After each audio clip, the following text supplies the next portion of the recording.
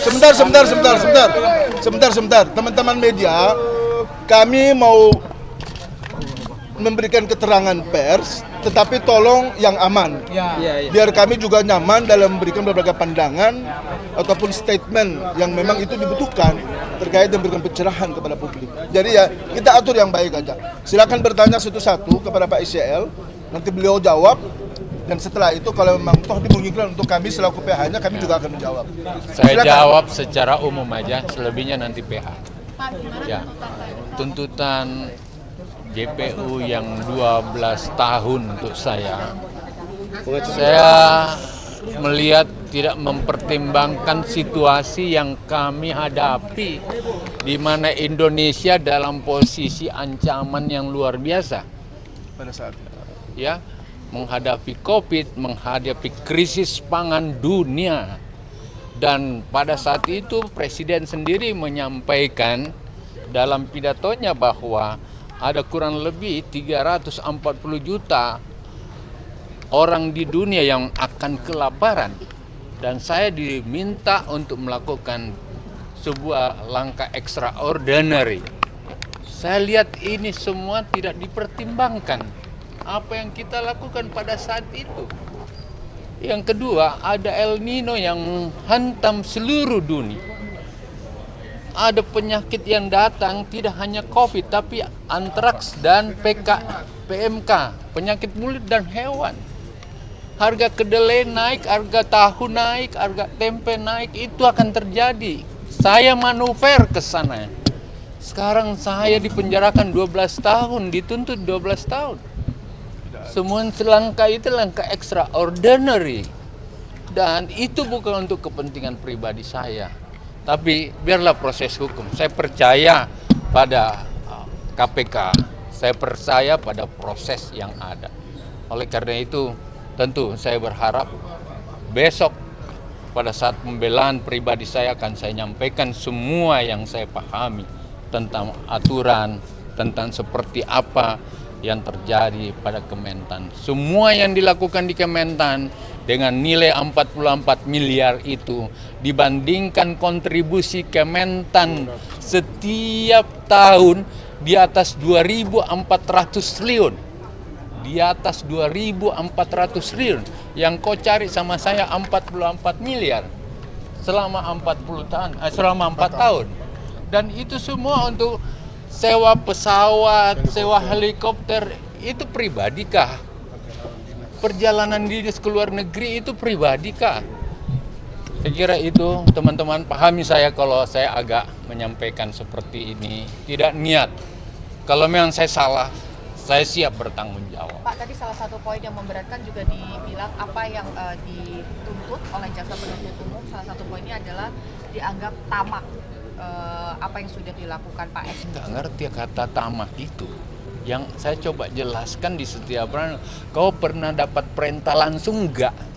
Dengar dari mulut saya.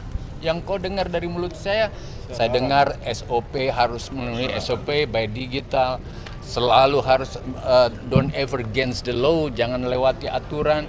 Yang ketiga, no corruption, itu dengar langsung. Tetapi perintah untuk minta uang dan lain-lain, dia tidak dengar langsung katanya, semua bilang katanya. Itu fakta persidangan. Saya kira gitu ya. Saya terlalu panjang nanti. Buka. ICL, anjay kesel banget gua.